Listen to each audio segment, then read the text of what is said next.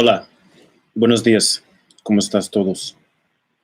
Mira, yo tengo cosas para ti, para vacaciones y muy barato. Okay. Hi, everybody. It is, and nobody. It is, what is it? December 5th, 2019. Again, last month of the year, and we're doing a little broadcast. I got a couple of little points I want to share with you guys today.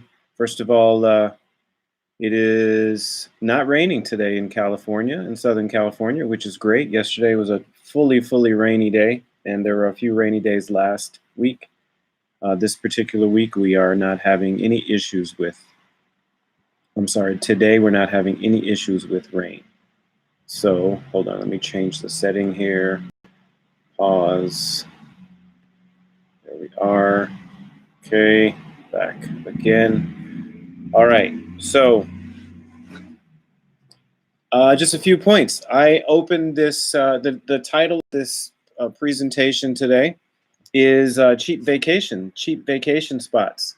So right now, you can go to these vacation locations out of the country for less than, really less than anywhere. And you should be excited about this because these are some beautiful locations. So, vacation number one, the place that you could find a cheap and lovely, once named one of the most beautiful cities or the most beautiful city in the world, is called San Miguel de Allende. All right? Now, you can take a flight to San Miguel for, well, it's really close to Mexico City. So I'm going to look up flights right now. And you can get to Mexico City and then drive to San Miguel de Allende in, I think, a couple of hours, less than a couple of hours. Looks like flights from California, from LA, in January are around $250. And actually, if you leave from Mexico, from Tijuana, you can get there much quicker and much cheaper. I don't know what the prices are from Tijuana. I could look them up, but it would be too distracting before too distracting because I have some other details I'd like to share with you. So the reason why, there's Mexico City is also a beautiful location that you can travel to for cheap this time of year and the beginning of next year, and probably for the next few years. Cancun, Los Cabos, and Cabo San Lucas.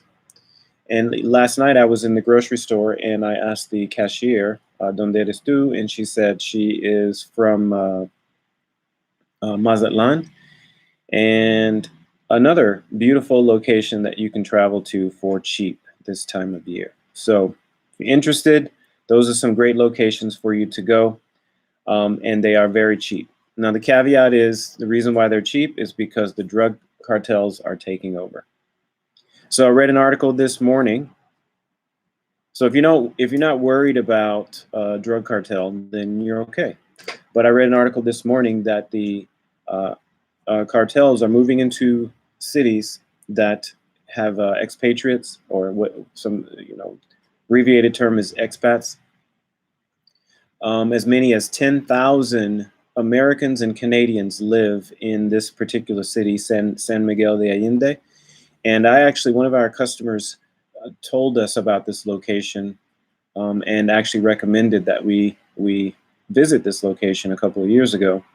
So I wish we had gone, because now it's been overrun, or not overrun, but it's being at least visited by drug cartels. So there was, I don't know if I want to read you the article, but so far there have been, in Mexico alone, so no, in all of Mexico this year, there have been 28,741 people killed. due to cartel violence this year. 28,000. Now I'm from a small town. That would be more people that everybody in my town would be dead. 28,000 people have been killed this year in Mexico for cartel violence. Now, the reason why I bring this up is because me and a couple of other couple friends of ours were considering flying to Mexico City, as Mexico City has quite a few beautiful locations to attend and quite a lot to see, and a lot of rich history, and also the food scene there is also incredible. But we have now decided, well, we have decided that we are not going to make this a vacation destination. But as I said before, it is a cheap destination, and if you can dodge the cartels, you should be okay. 28,741 people killed this year so far. I mean, the year's almost over. That's a lot of people. It sounds like it's being overrun. I think I talked to you in a previous video about how the cartels taking over, or some rogue cartels are taking over avocado farms. And well, it's as simple as this. There are very wealthy families that own avocado farms. Some, I'm sure, are not wealthy, but many of them are. In various places in Mexico, and some of the cartels are now coming into those places and either taking over the farm fully and basically harvesting the avocados, because the avocado price has increased. I think it used to be $2 a pound. Now it's like $7 a pound or something like that. Either way, the price itself went from $2 to $7, and I'm not sure if that's per pound, but that is at least 3 to 4 times the price that it used to be.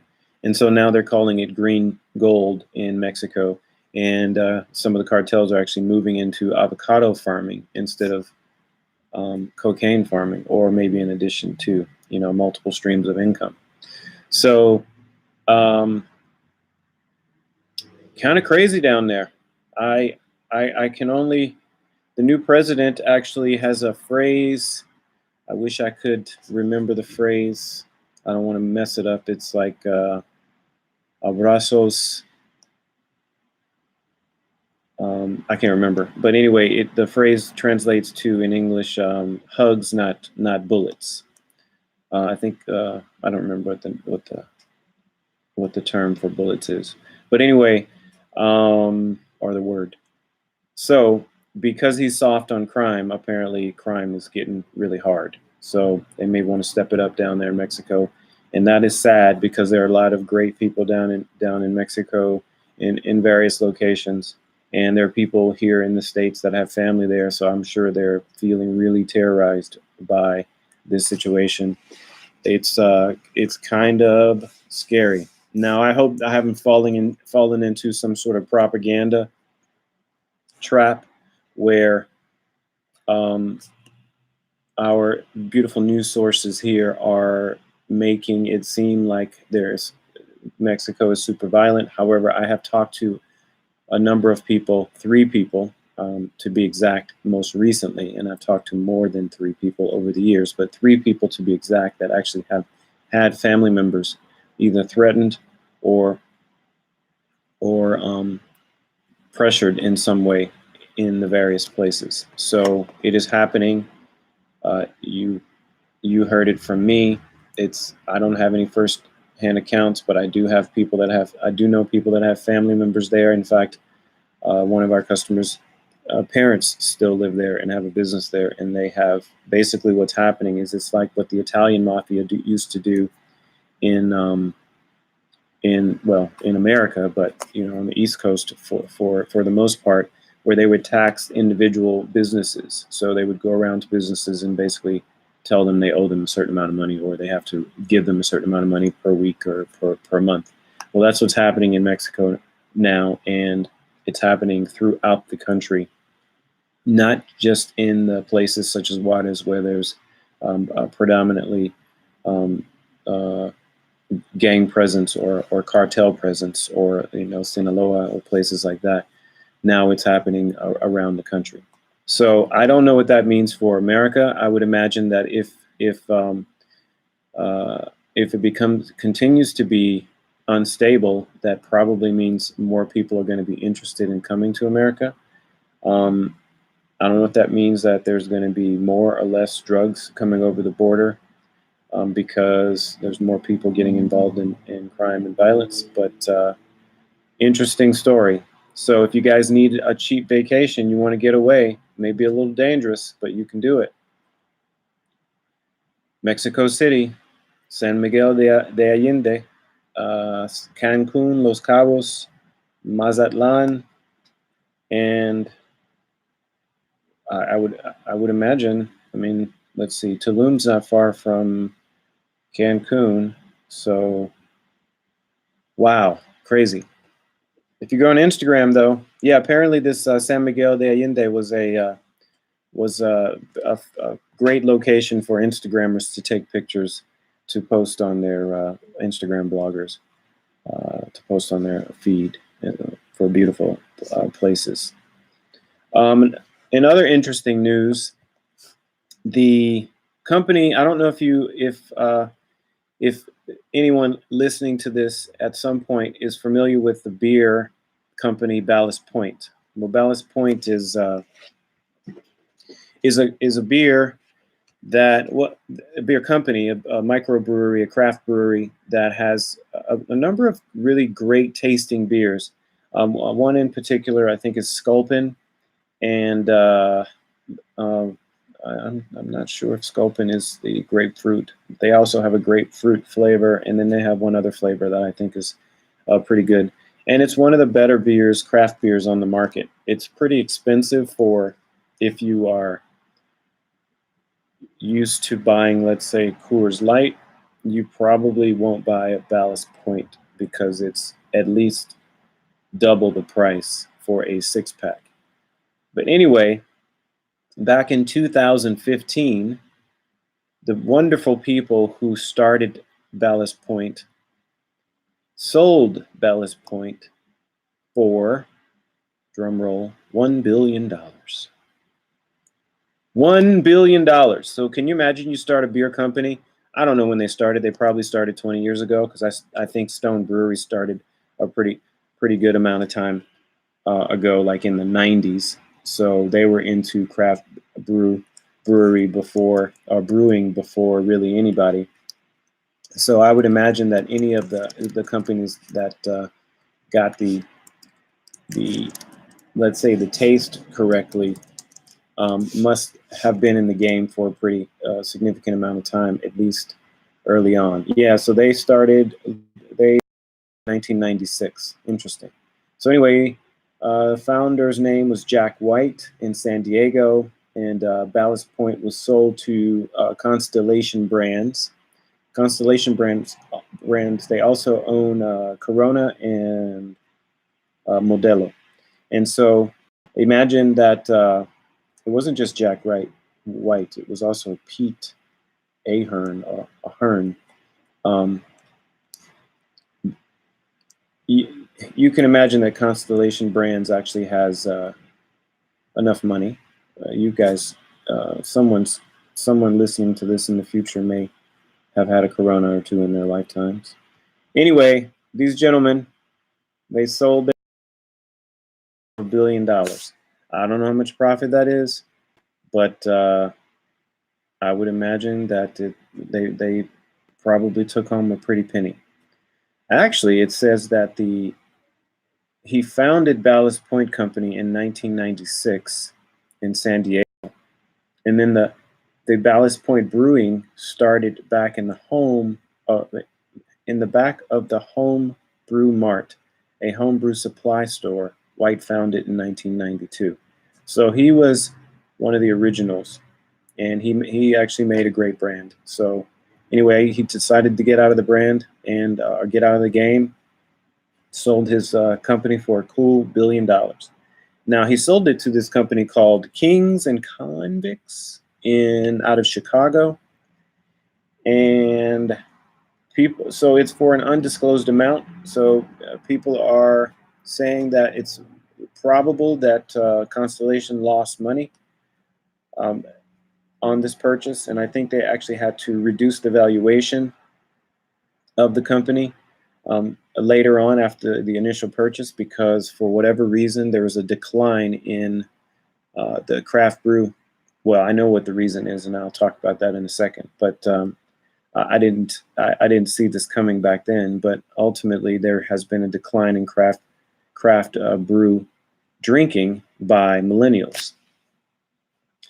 And did I complete my original point? I don't think I did. But anyway, so Kings and Convicts purchased it for undisclosed amount, and like I said before, probably Constellations lost money on the deal. The sales they expected to have better sales from Ballast Point, and I think the competition was also too stiff. I also think that the price point was a little out of control. Now, I have talked to people who brew beer, and apparently it's expensive. I mean, but we're talking about actual brewers who are selling beer, so they're always going to say it's expensive. I actually have a brewing kit at home that I haven't used, but I plan to use soon. So I would like to know how expensive it is. I've looked at the process. I can't understand why it's so expensive, other than the fact that maybe everybody's getting into it. And also mistakes happen. Anyway, the reason why the craft brew or the craft beer market is in sort of decline, or at least flattened out a little bit, is because of the what are these drinks called? White Claw. I can't remember what they're called. White Claw and Henry's, and I can't remember the other name. It starts with a T. They all look the same. They're these small, slender cans. They're kind of like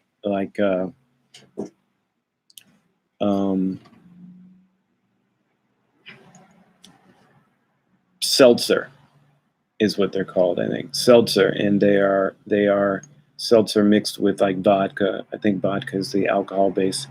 And the purpose of the reason, the branding behind this is these are lower calorie drinks, and millennials actually are more conscious of their drinking calories, and so therefore they're not drinking beer as much as they had. And I also think that as a person who is sort of a beer connoisseur, or somebody who's into beer, I shouldn't say connoisseur, I think that the alcohol level of these new beers was getting a little bit out of hand, and people, so between the alcohol level and the price, I think they turned people off, because you go to a party, you buy a 6-pack of beer, and you're spending $20 on a 6-pack of beer almost, and people don't want to do that, especially when the guy next to you is drinking Coors Light, and he paid $6 for the 6-pack, so $1 of beer, which is more reasonable. I don't know what the profit margin is for. I know Coors Light, obviously mass produced beer, definitely in terms of taste is not even, there's no comparison. Anyway, but I think that they priced themselves out of the market, or at least made it more difficult for people to enter the market of drinking craft beer, because I have experienced many of my friends who were not willing to really delve into that market. First of all, because they felt like the beer was too strong, and secondly, because it's I think it was too expensive for a lot of people. So shot themselves in the foot, and now they have a market that's in decline, and it's unfortunate because they do have a superior product to what is out there. Although White Claw is not terrible, I think Henry's tastes better, in my opinion. But it's all about who's first to market. Maybe Henry's was, but White Claw is definitely top of mind for people who are drinking those seltzer-based drinks. So good luck to Kings and Convicts. You have a great product. You might want to reprice it and maybe lower the alcohol content to pick up some additional business. Because right now, maybe you picked it up at a bargain though. I've never heard of this company. A lot of people haven't. On to switch gears a little bit, let's talk a little bit about the market. The market is still close to 28,000. I think it was a little bit down from that today, 27,700 or something like that, but still up there. I saw today a company called XTX. It's a guy, I think he's from, I don't remember where he's from. I don't remember. I think he's from Russia, actually, because I know he was educated in Russia. He's a mathematician. He started an investment company that basically employs no humans to invest. It's all computer based, all algorithm based, and he has used this algorithm to make himself $700 million. And so now he has a personal net worth of $700 million, and people are actually looking at his company and the way he's investing in the market as the future of how to invest. And apparently he's been supplanted in terms of his progress in that particular realm by the larger companies as they have started to employ mostly computer science engineers to devise or create algorithms to invest in the market, and therefore competing with this fellow. But anyway, the guy made $700 million, and he's still going. So something to look for if you're looking to invest a little coin. You can check out this company XTX. A little crazy story today. You guys are familiar with the Peloton bike? Peloton bike is a bike that basically it's like a spin bike that has software, and I think you can ride your bike and compete with other people real time, and also various other things that would come with a bike that is connected to the internet and a computer. Well, anyway, they had an ad that they're calling sexist. A guy gives his wife the gift of a Peloton bike. His wife tracks her progress, basically to show her honey how well she's progressing in her fitness levels, and people call the ad sexist. And therefore, Peloton has since removed the ad and apologized, and their shares are down 10%. Man, I tell you, the world is interesting. So I wonder if the people who are complaining about Peloton bikes actually have a Peloton bike. I would guess no. But who knows? Maybe they do, maybe they don't. But we're getting way too sensitive. Now, I want to take this Peloton ad and contrast it with what's happening in Mexico and show you how free and how lovely our lives are here in America when we are complaining about a commercial, when a guy who owns a restaurant that he's owned for, let's say, 20 years, the cartel comes into the restaurant and says, "Hey, I need you to hold this bag for me in your restaurant." And he says, "What bag?" And they go, "This bag." He goes, "Why?" He goes, "Sorry about that." He goes, the cartel goes, you have to hold this bag. So then the cartel says to him, "Listen, inside this bag is drugs, cocaine worth 300,000 pesos. 300,000 pesos. It's not a lot. It's like 15 grand, 13 grand, 15 grand. So This guy says, okay, and then the cartel leaves. He's got the bag, and he leaves town, closes his restaurant, leaves town, never to be seen again. Another guy refused to do this, and they shot and killed him in his restaurant in front of his customers. Another fellow works for his dad's construction company, and on his way to work, I don't know if he was driving or walking, was shot by the cartel, probably for not complying. His dad not giving them uh, their monthly money.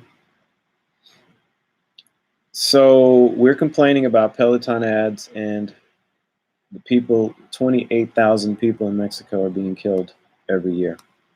So just a thought. I think that's, oh, you know, there's one other story today that was crazy.